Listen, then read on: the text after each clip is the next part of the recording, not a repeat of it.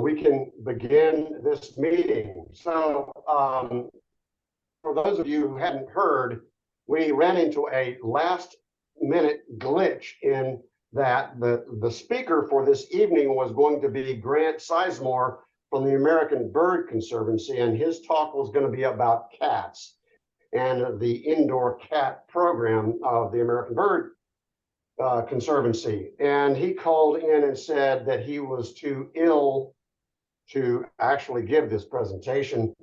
And he tried to find someone to substitute for him, and that didn't happen. So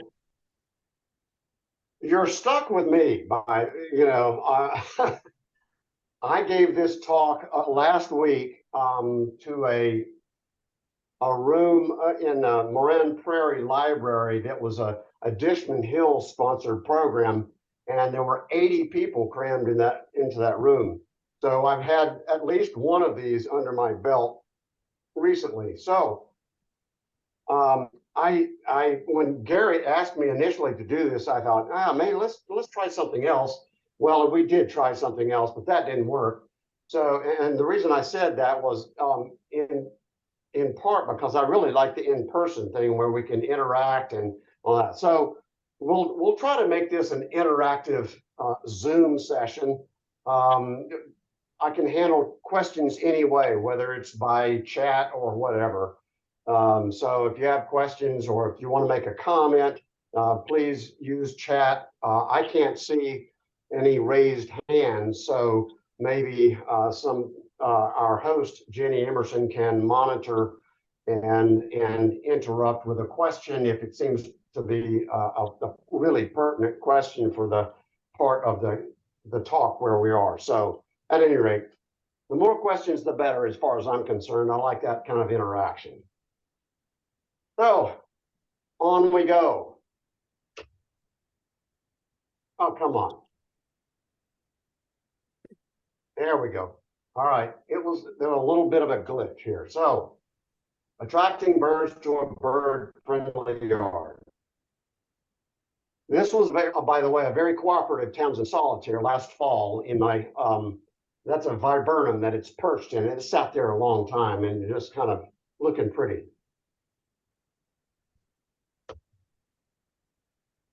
Okay, so what makes a bird yard friendly? A yard bird friendly. Number one, safety. Safety from predators, namely cats. Windows for window collision toxic substances. Also having clean water, bird baths and ponds, and having plenty of food. And in that case, I'm thinking more about planting native shrubs and whatnot, and plenty of them so that there are bugs and seeds and fruit and whatnot. But also, if you're like me and you like to be entertained, you can offer bird feeders of a variety, which I do at any rate. And then there's shelter, providing bird boxes or, again, plenty of shrubs and trees and whatnot where birds can build their own shelter and find warmer places to roost in the wintertime. You know, and actually I put these items in an order, in a particular order on purpose, because safety is one of those things that I know I approached this backwards. Years ago, I didn't think much about safety. I just thought about, oh, let's just feed the birds, starting at the bottom and working my way up at any rate. So I've finally discovered that actually we should probably make our yards safe before we actually invite birds to our yard. Okay, so here's some depressing topics. Everybody's heard about the decline, and we have witnessed it firsthand, the decline in birds, the numbers of birds, and the numbers of species of birds. And so this list of threats is in the order that I think of importance, habitat loss being the number one threat. and the #1 contributor to decline in birds. Cats also, collisions, etc. All of these things are all human related, well, except for cats, and except for the fact that we have cats and we let them out. So at any rate. So here we are, two of the main culprits in the decline of birds. And by the way, I have cats. I love cats. And we'll go into that a little bit more. But at any rate, what's astonishing about this page is not the Neanderthal guy. It's that graph there that shows how many birds cats are responsible for killing. Any cat owner who lets their cat out is aware of what cats do. They're very, very effective predators, not only for birds, but for voles and squirrels and gophers and whatever really moves. They're going to be attracted to, and if they can catch it, they will. Okay, so what can you do to make your yard safe and friendly for birds? Well, #1, keep your cats indoors. It is healthier for your cat and certainly safer for birds and other creatures. But hey, not only is it healthier for your cat, so our cats, we have 2 cats that are both indoor cats. It's also cheaper to have an indoor cat, because we are overdue for our rabies shot. But you know what? We don't really want to take our cat to the vet.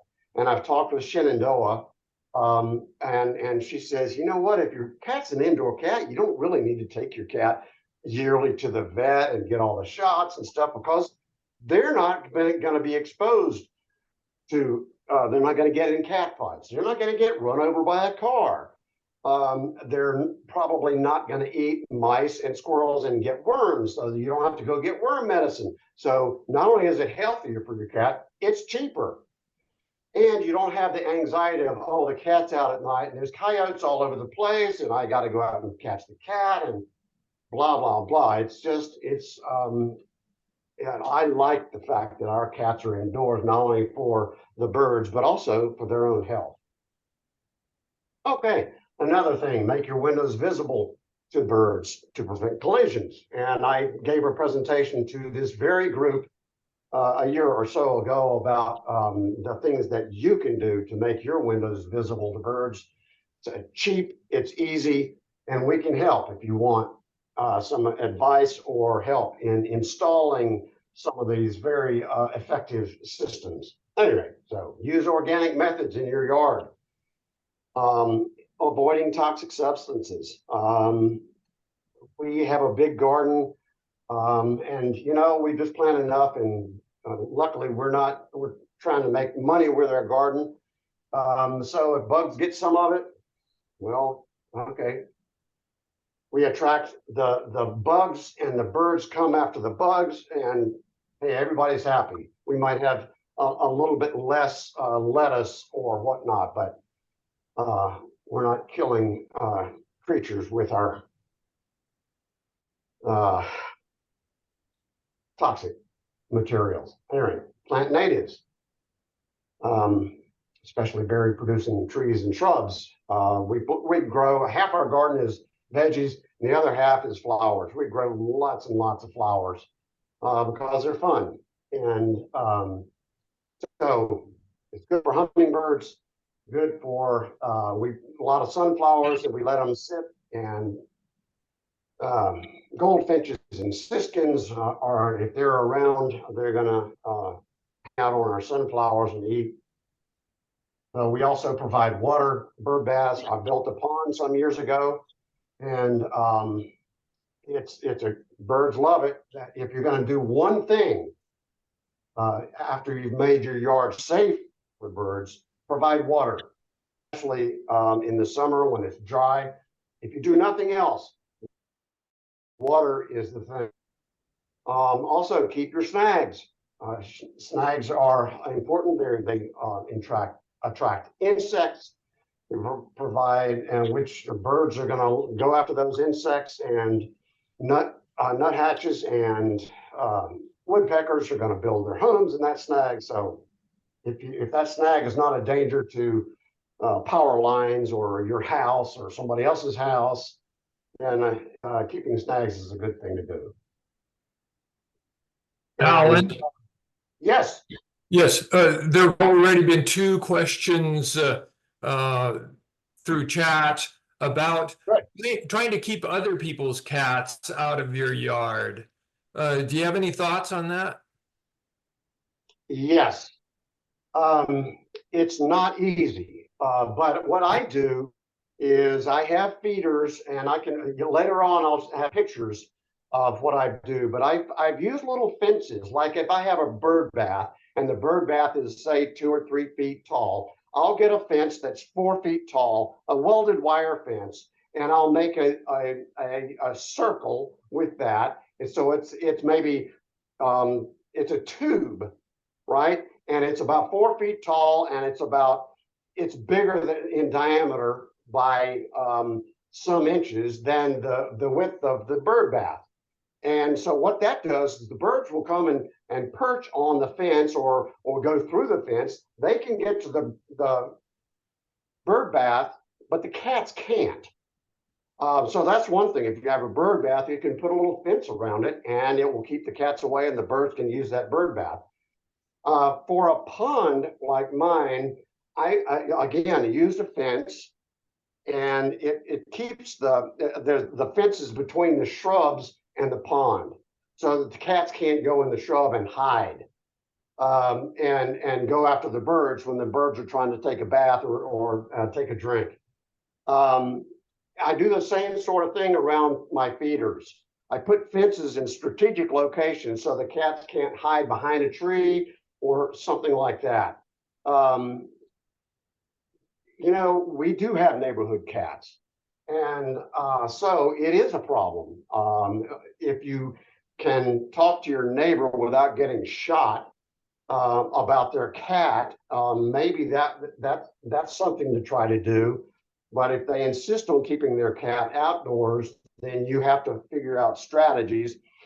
You can set up those motion detecting water sprays in the summertime. So a cat comes walking by and the spray comes and sprays back and forth. That's a deterrent for the cats. It's also a little bit of a deterrent for birds. But, at some point the cats will learn, well, every time I go there, I get wet, and that's annoying. So I won't do that anymore. Yeah, so those are the 2 things that I typically use. In addition to going out, every time I see the cat, I'll go out and raise a little hell, and they'll run away. But you can't be there 24/7 when the cats are. It's a problem. So I hope those suggestions will help.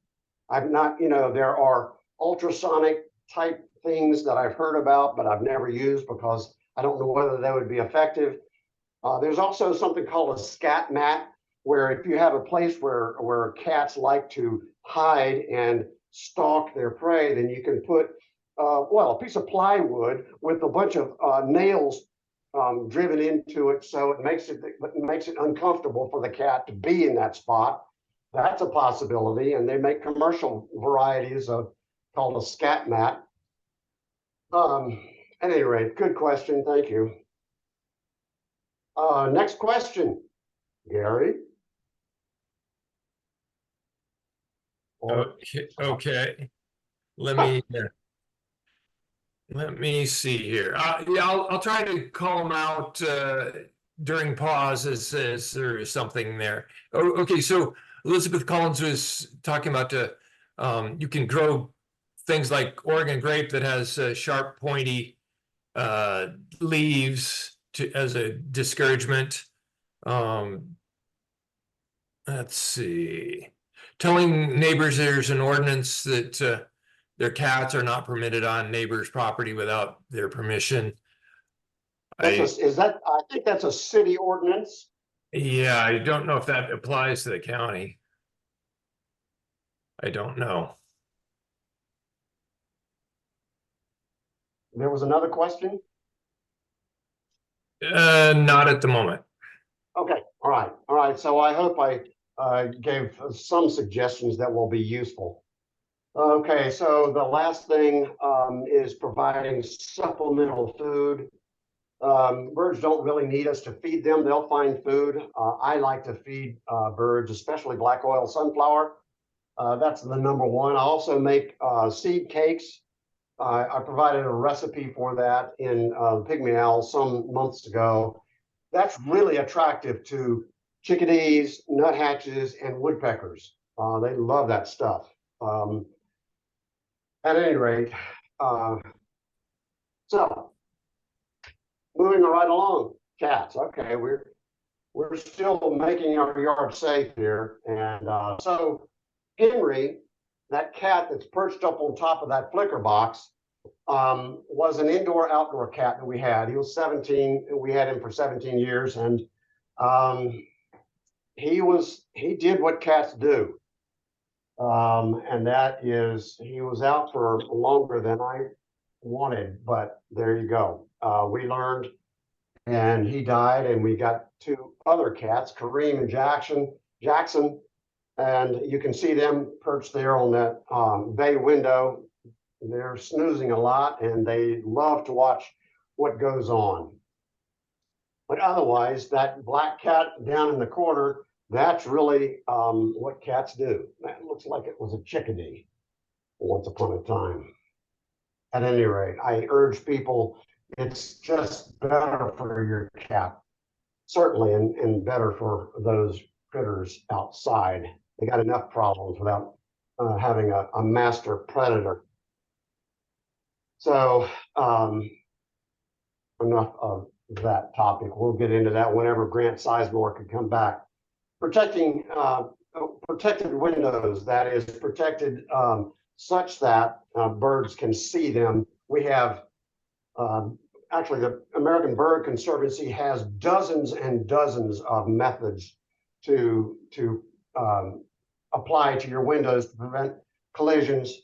There are we have several on our website, and they're cheap, easy to install, and effective. And if you have any questions about window systems, give me a call. You can find my information on our website. Let's see, Alan, Marilyn Lloyd made a comment Yes. about one of the biggest killers of birds and squirrels are Cooper's hawks and probably sharpshins as well. Any thoughts on that? I don't know of, I don't have any firsthand experience. I know most accipiters are bird hunters. Coopers and Sharpies are both bird hunters, and I've seen them catch birds at my house lots of times. And whenever the birds at my feeders are frozen in place, I have a pretty good idea that one of those, either a Cooper's or a Sharpie, is close by. In fact, I saw one yesterday, a Sharpie. I don't know that they will go after anything other than birds. Probably. I just don't know that for a fact. If somebody else knows that, then speak up.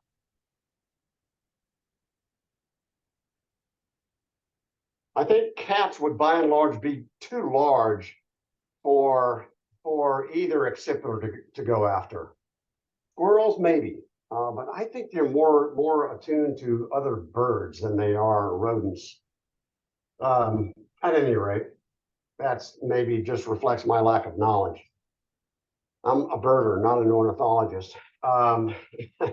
Big difference, I have learned. Anyway, these photos I think are both from Ron Dexter, taken a while ago. That photo on the left is just outstanding. Getting a kestrel falcon in focus is not easy. They're always moving. The wire they perch on is always moving, so it's mine are always blurry, kind of like the one on the right. But that's what they go after. So what more do birds need? water and food. Okay, this is my front yard. You can see the top left, you can see that most of I've got 5 acres of ponderosa pine. Most of my acreage is just that ponderosa pine open. We have about an acre, maybe a little bit more than an acre of that 5 acres where we have planted stuff and we have our garden. This pond, you can see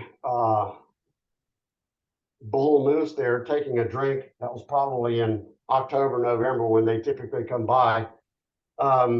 And you can see on the right one, there's goldfish in there. And I have had great blue herons perch and look longingly at my fish. Anyway, but notice also in the top left that I've got a little bird feeder. Not a bird feeder, but a bird bath, 2 bird baths, one hidden back there. Right now, I put fences around them always, just to keep the neighbor cats away. This picture I took several years ago before I came up with that idea. Anyway, lots of shrubs during migration, kinglets, warblers. This is where they're going to show up. I don't have any feeders or anything on this side of my house. It's just shrubs and the pond. At any rate, this is the place where lots of the migrants come through.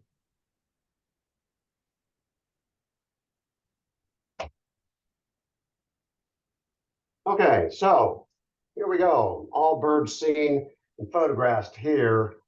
The warbler and the kinglet and the vireo were all, and the spotted towhee were all in the front yard. However, the sharpshin there was in my backyard, real close to the feeders. I think this one was unsuccessful when it came through, and I took that picture. But this past November, I think the Sharpies came and got red-winged blackbird and a house finch, 2 separate times. Both of them were juvenile sharpshin hawks. So at any rate, all of these birds are coming, except for the lazuli bunting. It's coming for the seed. It comes through in the spring typically. All the rest of them are coming here, not because I have any food out. They're coming here because I've got water and I've got shrubs that they're going after, the insects typically. Kinglets, vireo, warbler, they're going after the bugs. Actually, the towhee was probably going after some seeds from one of the shrubs that I planted. Now, this is where I have, on the south side of my house, I have feeders set up. And now, if I were to take this picture, I have a fence along. When I run this cursor, can people see this cursor that I'm moving on the screen? Probably not. At any rate, between around the feeders, I have fences to keep the cats out, and it's by and large pretty effective. And dove and quail tend to just hop over the fence when they want to get to the food. At any rate, again, but there is a little, you can't see it in these photos, but I have a little bird bath. I have 2 bird baths in the summertime up in this area as well, fenced off, so the cats are frustrated. Okay, this I put this slide in after I gave this presentation because Joyce Alonso said, hey, you need to mention something about cleaning your feeders. And so she was right. And so I did because it's important to clean your feeders, especially finches and those birds that come to your feeders. Clean under your feeders, clean the feeders themselves.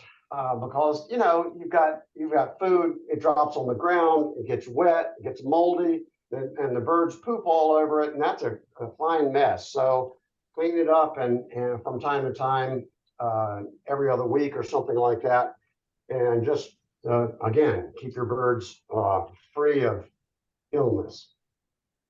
Alan, we've got a question about patios. Patios that are enclosed so your cat can can roam around but not be a harm to the wildlife. I think they're a great idea. If your house is designed in such a way that you can build a catio, I think that's a great idea. They can go outside and yet not be vulnerable themselves to coyotes and cars and whatever else is going to and cats to get in a cat fight, and yet they can be entertained by smells and sights and sounds. So I think they're great. I haven't built one here because we don't really have a place that is suitable. But I think they're a great idea, frankly. I don't know whether that answered the question or not, but at any rate, And they then do exist. then we have questions about the I don't know, efficacy or the advisability of drawing in birds when you have a lot of neighbor cats patrolling the area. Are we creating a buffet for the the cats? Yeah, I think that's a judgment call. We have typically one cat that comes to our place. But if I lived, I mean, I live on acreage, so we're spread out. If I lived in the city, and there were lots of cats coming by, I would definitely think, yeah, I won't feed the birds. And so if they're not coming to your feeders and they're coming only to your shrubs and whatnot, they're much less vulnerable. However, if you want to put out a bird bath, you can very effectively keep cats away from the birds by simply putting a fence around the bird bath. Can you describe what kind of a fence that you would put up? Yeah, a welded wire fence, at least 4 feet high, and roll it around so that it's a cylinder. So it's around the bird bath, and there's nothing propping it up, nothing holding it up, unless you want to put a T-post or two on either side so that it doesn't get knocked over. But that's very effective. That will keep the cats away because they can't really. Okay, cats can jump up, but there's nothing for them to grab a hold of, really. At least I've never seen any cats at my place be able to thwart that fence around the bird bath. So at any rate, I think you could safely put out, even in a cat heavy neighborhood, I think you could safely put out a bird bath as long as you surrounded it by a fence. However, cats are pretty stubborn and creative, and maybe they could find a way to get through that fence and get a bird, but I've not seen it at my place at all. So anyway, so snags. You see the little pygmy nuthatch drilled out a hole below that giant flicker hole. This is in the front part of my property. It'll eventually fall over, but it's been there for some number of years now. Okay, so Spokane, I mean not Spokane, but National Audubon Society has this cool website where you can type in your zip code, and it will give you results of plants for birds, native species for your zip code. And notice there's best results and full results, and you can download those results, and that will guide your planting if you are interested in planting native plants in your yard.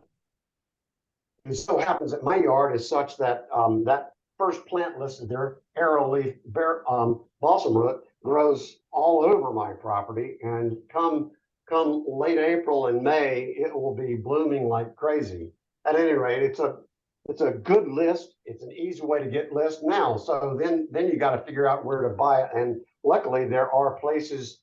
Blue Moon Nursery down in Vinegar Flats, just west of town, is now carrying or can get native species from the place that was out in Tico. That place out in Tico is still around, only they're not open to retail sales. They provide stuff to Blue Moon Nursery. There's also Desert Jewels Nursery out in the valley, and that is on our website. So at any rate, once you figure out what plants that you want to plant, then you can find local sources for those shrubs. Anyway, good idea to plant. Although I was talking with somebody, not every plant on your place needs to be native necessarily, but introducing a good number of natives is a good way to attract birds, providing food for birds and insects that attract birds. Thanks to Debbie Stem for pointing this out. Doug Tellamy has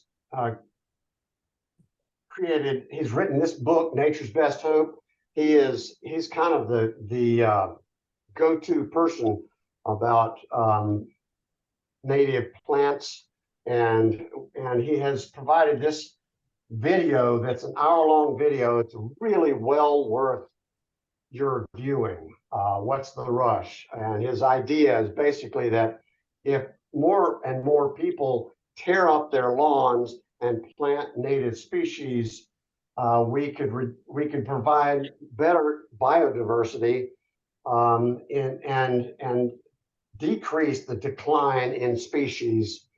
And so homegrownnationalpark.org is a great website. You can find that video. It's well worth watching. Lots of ideas, very inspiring. At my presentation that I gave last week on this topic, somebody in the audience said they had just read Nature's Best Hope and said it was a wonderful read, very readable, and inspiring as well. So if you do nothing more, if you forget everything that I've said in this presentation, but just look at that video, then I think you will, well, I'll be pleased. Well, maybe not so much that you forgot everything that I said, but at least look at that video. Well worth it. Let's see, we had a contribution from Elizabeth Collins. She was talking about buying 6-foot high sheep fencing as a potential guard for your water and feeders. I'm not sure what sheep fencing is, but 6 foot high, that's not a problem because birds can get typically, I don't know what kind of opening there might be in the fence, but if there are openings, birds will come and land on the opening, and then oftentimes before they go into the water. Or maybe there's 4 birds already in the bird bath, so the birds come and perch on the fence, wait their turn so that they can take a bath or take a drink. At any rate, I'm not sure what sheet fencing is, but 6 foot, that's not a problem. Okay, things to consider before building a birdhouse. Well, figure out what birds you want to, what birds are in your area, what birds are cavity nesters. And the most important question is that last one, who's going to monitor that house? If a bird is using it, you want to clean it out sometime in the fall after they have used it, and you want to also monitor that house. I have bluebird houses at my place, and I monitor the house all year because I also have house sparrows around my house, and I don't want house sparrows to use my bluebird houses because, well, I much prefer bluebirds than house sparrows. Not only that, house sparrows will kill bluebirds. And they're very aggressive birds. So if I have a house sparrow come into my bluebird house, that house sparrow gets evicted as quickly as possible. Whether they have a nest, if it could have gone on and I forgot to monitor it or didn't notice, and they built a nest, I'll chuck the nest. If they built the nest and laid eggs, I'll chuck the nest with the eggs.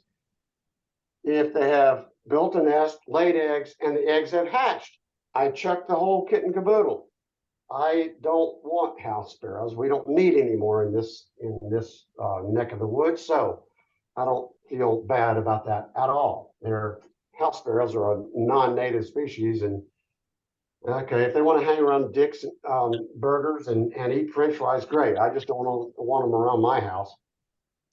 At any rate, so you've got to figure out what species you want to attract. What does your target bird need in a house? Houses come in different sizes, different shapes. The size of the hole is critical to the kind of bird that you want to attract. All those things, you can find out information on our website. And you can, Dr. Google has answers. But one thing I will say is do not put a perch on the outside, right below the hole of your birdhouse. It looks cool, but what it does is it provides a predator to the ability to sit on that perch and go inside and bug or annoy or kill the bird that's trying to nest in there. So yeah, no perch, no perch. The cavity nester does not need it. So at any rate, okay, enough of that rant. You probably all know that anyway. So, but one of the first things people think when you're attracting birds to they want to build a birdhouse. Well, okay, that's okay. Just be aware that each species has a different need for the size of house, for the size of the hole, and placement of that. If somebody wants a bluebird house and they live in the city, I'm going to say, no, you don't want a bluebird house because bluebirds don't live in the city and they're not going to nest in the city. So, and you're going to have house sparrows. At any rate, a lot of things to consider before building that house. So this house is on the west side. This little house that I built is on the west side, up high. The first year I had a white-breasted nuthatch in that house, and it was a successful brood. And in the past 3 years, I've had violet green swallows, and they build a really minimal nest, not much of a nest at all. Yeah, but I did not take that picture. I don't know who did, but it's a fantastic picture. I think it was actually Ron Dexter. That's a beautiful bird. At any rate, Gorgeous. okay, so that old bluebird box that box has been at my property for probably 20, 25 years. The only thing I've done, and it looks like it, the only thing I've done is that plate on the front. It just screws to the front. And you notice that birds have pecked around the entrance and enlarged the entrance. When it gets too large, I'll take the plate off and put another plate on that has the right size. And for bluebirds, that's 1.5 inches in diameter. And you can see that in my shop, there's a new house that I haven't put out yet. Actually, it is out by now, but at any rate, it has the same plate on it. You can take the plate off, drill a 1.5 inch hole in another plate, stick it on there, and away you go. Anyway, okay, so this was the other is a little mealworm feeder. Those are live mealworms I keep in my fridge downstairs, and bluebirds, robins, nuthatches love those mealworms. And so I'll come out in the morning when I'm going out to get the paper, and I'll call the bluebirds if they're not there waiting already. I'll call them and they'll come flying in, waiting to eat some of the mealworms.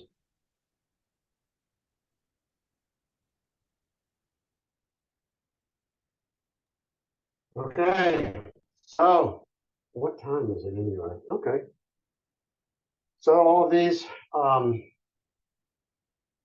birds have come to my place, including the blue jay. That's a few years ago. At any rate, that's it. First, create a safe place for birds and then invite them to your yard. That's the key thing. And of course, I didn't do that. I had invited them to my yard long before I made the place safe for them. But at any rate, now it's a little bit safer. So I think that is it. Here's kind of the beginning of my intro to birding class or presentation that I'll make a couple times this spring. At any rate, any questions? I'm happy to attempt to answer. We've got a quick comment from Mary Jokela about using dried mealworms are also effective. And another comment about how you can keep them in a box with oatmeal. I guess that would keep them alive longer. Ah, okay. Yeah, good idea. I get my live mealworms from a place down in California called Rainbow Mealworms, and they're not cheap, but the bluebirds really love them, and robins and others. I hadn't thought about putting some oatmeal in there. I suppose cornmeal might work too, but yeah, good idea.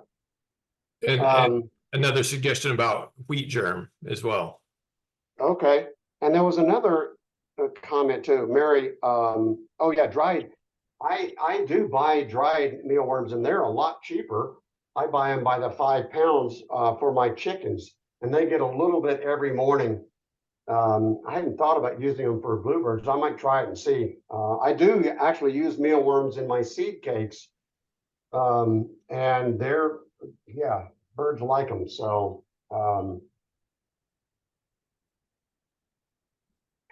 yeah, so I hope I didn't put anybody to sleep. But if I did, I hope it was a good, productive sleep.